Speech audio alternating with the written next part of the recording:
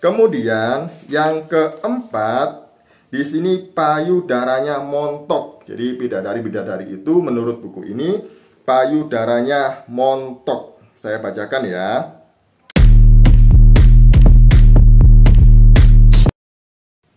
Shalom saudaraku, salam sejahtera di dalam kasih Kristus. Berjumpa lagi dengan saya. Jadi dulu kita akan belajar berapologetika bersama-sama di channel ini. Angel. Mualaf kalau ngomong mengenai Alkitab itu berasa dia ini ahli teologi ya. Padahal dulu waktu jadi Kristen, jadi Katolik ini dia tak pernah ke gereja, apalagi baca Alkitab. Sekarang ketika dia mualaf, tiba-tiba berubah jadi pakar Alkitab. Salah satunya ini ya, Bang Andre Mualaf Prince katanya. Jadi dia ini dalam live-nya sedang menjawab pertanyaan-pertanyaan orang Kristen, dan juga dia sedang menanggapi mengenai video dari Daniel Mananta yang viral kemarin. Nah, di dalam obrolan itu, di dalam live-nya ada satu topik yang menarik yang perlu saya luruskan. Jadi mengenai imbalan yang didapatkan oleh orang Kristen ketika mati. Sebelumnya mari kita bersama-sama melihat video berikut ini. Itu ada di Matius 19 ayat 29. Matius 19 ayat 29.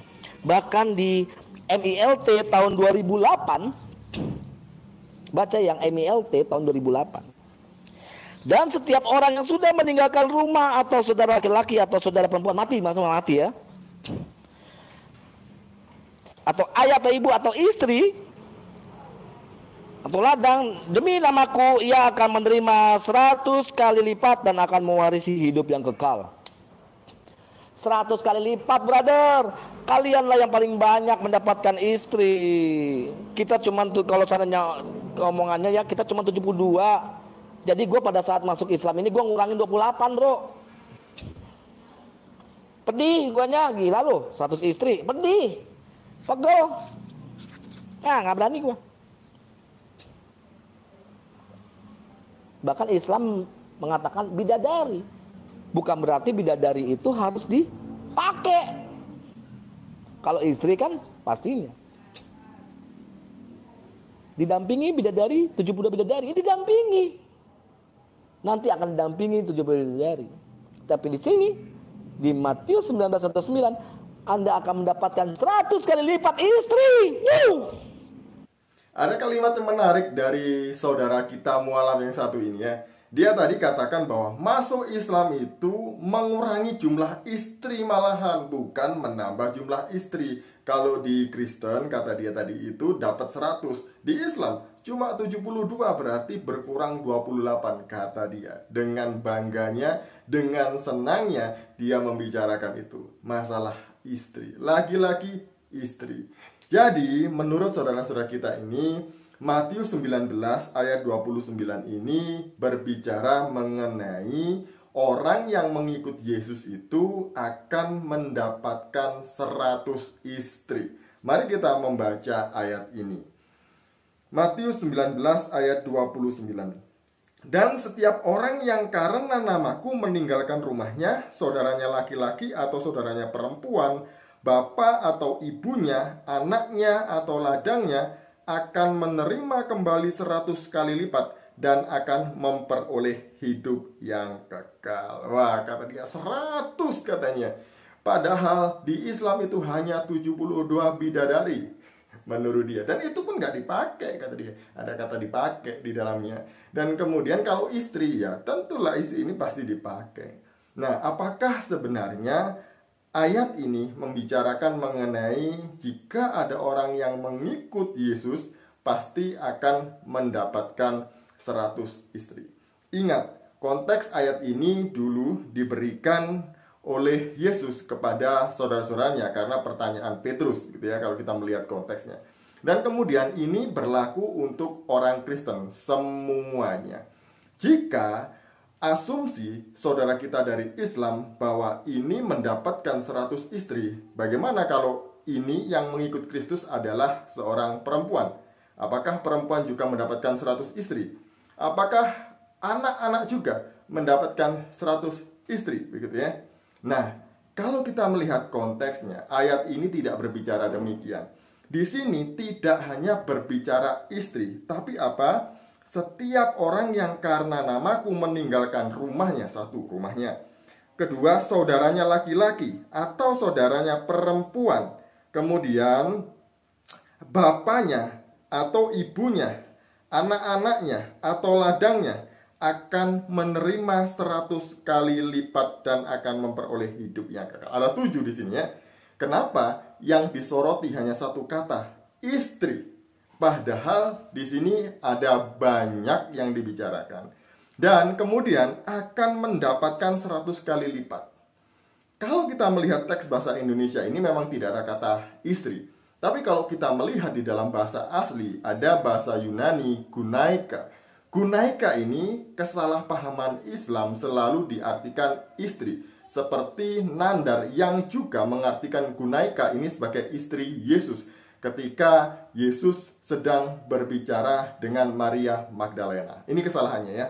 Kata gunaika ini arti secara keseluruhannya adalah wanita, perempuan. Perempuan itu ya bisa anak-anak, kemudian bisa remaja, bisa dewasa, bisa masih perawan, bisa sudah menikah ataupun sudah janda.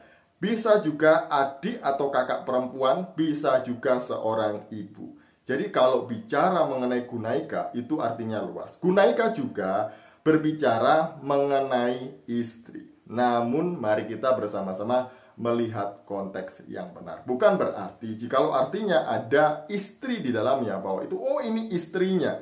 Tidak begitu ya. Nah, di sini juga memang LAI tidak menerjemahkan istri gitu ya. Saya pikir LAI juga bukan orang bodoh di dalamnya karena LAI juga terdiri dari para doktor dan ahli-ahli teologi. Jadi ada alasan kenapa dalam teks asli terjemahan baru tidak ada kata istri. Karena di sini sudah ada saudara perempuan dan ibunya. Mungkin sudah mewakili di dalamnya, begitu ya. Nah, kalaupun ada istri, itu bukan berarti mendapatkan 100 kali lipat istri. Apalagi dia tadi dikatakan ini kalau sudah mati. Tidak, ini berbicara pada waktu masih hidup di dunia. Lalu apa arti dari Matius 19 ayat 29 ini? Ini berarti barang siapa yang meninggalkan rumahnya, ladangnya, hartanya, bapaknya, ibunya, saudaranya laki-laki, saudaranya perempuan, anaknya, istrinya, dan apapun itu, dia akan digantikan saat itu juga dengan yang baru. Ini berbicara mengenai upah. Ini berbicara mengenai saudara, keluarga yang baru di dalam Kristus.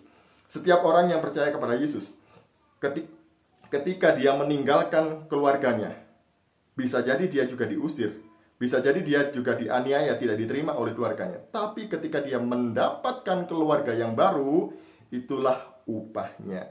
Dia akan ada orang yang menampung rumah yang baru. Dia akan ada orang yang menanggung dalam setiap kebutuhannya. Itu yang dimaksud dalam ayat ini. Dan kemudian mari kita lihat ayat paralelnya di dalam Markus pasal 10 ayat yang ke-29 dan 30. Tadi dia mengatakan bahwa ayat ini akan berlaku ketika seseorang meninggal. Tapi ayat ini dengan sangat jelas bahasa Indonesia mengatakan meninggalkan, bukan meninggal, beda ya. Meninggal itu mati, tapi meninggalkan itu tidak mati. Jadi meninggalkan rumahnya, meninggalkan keluarganya, harta bendanya, itu yang dimaksud dalam ayat ini. Mari kita melihat paralelnya. Apakah ini berbicara sesudah kematian atau masih hidup ya? Ayat yang ke-29, Markus 10 ayat 29. Jawab Yesus, "Aku berkata kepadamu, sesungguhnya setiap orang yang karena aku dan karena Injil meninggalkan rumahnya, saudaranya laki-laki atau saudaranya perempuan, ibunya atau bapaknya, anak-anaknya atau ladangnya, orang itu sekarang pada masa ini juga." Di sini dikatakan sekarang pada masa ini juga. Berarti saat itu juga dia mendapatkan berkat, mendapatkan upah yang baru, keluarga yang baru, saudara-saudara yang baru di dalam Kristus, gitu ya. Mari kita lanjutkan. Orang itu sekarang pada masa ini juga akan menerima kembali 100 kali lipat. rumah, saudara laki-laki, saudara perempuan, ibu, anak, dan ladang, sekalipun disertai berbagai penganiayaan. Ingat itu ya. Dan pada zaman yang akan datang ia akan menerima hidup yang kekal. Tidak hanya mendapat berkat secara jasmani, keluarga-keluarga yang baru, tapi nanti ketika dia meninggal, jaminannya adalah hidup yang kekal bersama Yesus, bersama dia di surga. Ini yang dimaksud di dalam ayat ini tadi. Dan mengenai perkawinan di dalam Kristen sesudah kematian, itu tidak ada di dalam kekristenan. Kami tidak mengenal adanya di surga itu kawin mengawin. Di mana ayatnya? Mari kita melihat di dalam Matius pasal 22 ayat 29 dan 30. Ini Yesus sedang menjawab pertanyaan orang-orang Saduki mengenai seorang perempuan yang punya 7 suami. Nanti kalau suaminya mati semua, siapa yang akan menjadi suaminya setelah ia bangkit dari antara orang mati, gitu ya. Ayat 28, saya bacakan sejak 28. Siapakah di antara ke-7 orang itu yang menjadi suami perempuan itu pada hari kebangkitan? Sebab mereka semua telah beristrikan dia. Yesus menjawab mereka, kamu sesat, sebab kamu tidak mengerti kitab suci maupun kuasa Allah. Karena pada waktu kebangkitan orang tidak kawin dan tidak dikawinkan, melainkan hidup seperti malaikat di surga. Nanti setelah orang dibangkitkan dari kematian, mereka mendapatkan tubuh yang baru, yaitu tubuh kemuliaan. Tidak ada sakit, tidak ada penderitaan, tidak ada kesedihan, tidak ada air mata, tidak ada hasrat seksual lagi, tidak ada kawin mengawin di surga. Jadi inilah yang terjadi di surga Kristen. Bagaimana dengan yang dikatakan saudara kita tadi itu mengenai bidadari? Bidadari itu ya hanya dikasih gitu aja, tapi nggak dipakai. Betul, nggak dipakai. Nih, saya membaca satu buku, judulnya Tamasya ke Surga. Ini buku Islam, penulisnya adalah Ibnu Qayyim al-Jauziyah, mengenai surga di dalam Islam. Jadi ini bukan kata saya hanya membaca. Silahkan mendapatkan buku ini di toko buku terdekat. Jangan mencari di toko kaset terdekat. Jadi cari di toko buku Islam terdekat, pasti ada buku ini. Kalau enggak ya cari online aja ya. Nah, saya membaca sejak halaman 321. Di sini bidadari-bidadari yang pertama itu dipingit di kemah-kemah. Jadi bidadari-bidadari itu nanti dipingit di kemah-kemah. Ini berbicara di surga ya, bukan di dunia. Kemudian yang kedua, bidadari itu cantik wajahnya dan bagus akhlaknya. Kemudian yang ketiga, perawan, kaya cinta dan sebaya. Jadi itu ya, saya tidak membacakan karena ini panjang nanti, tapi saya akan membacakan beberapa aja. Kemudian yang keempat, di sini payudaranya montok. Jadi bidadari-bidadari itu menurut buku ini payudaranya montok. Saya bacakan ya.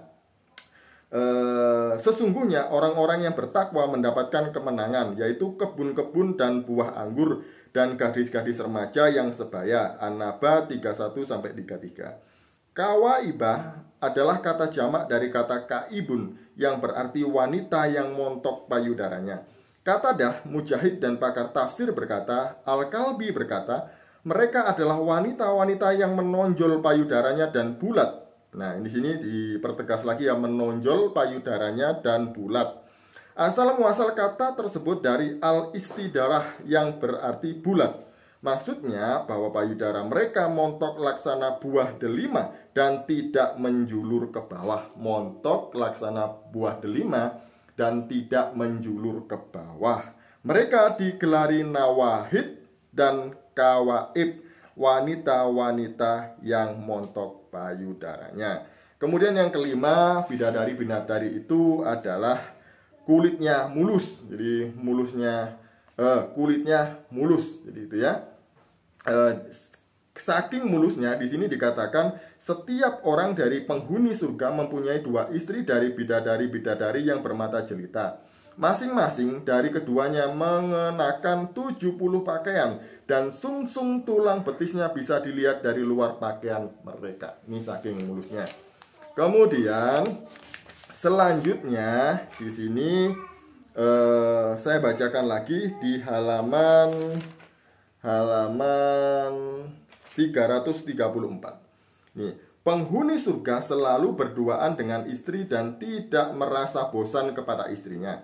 Istrinya juga tidak pernah bosan kepadanya. Setiap kali usai menggauli istrinya, keperawanannya istrinya kembali lagi.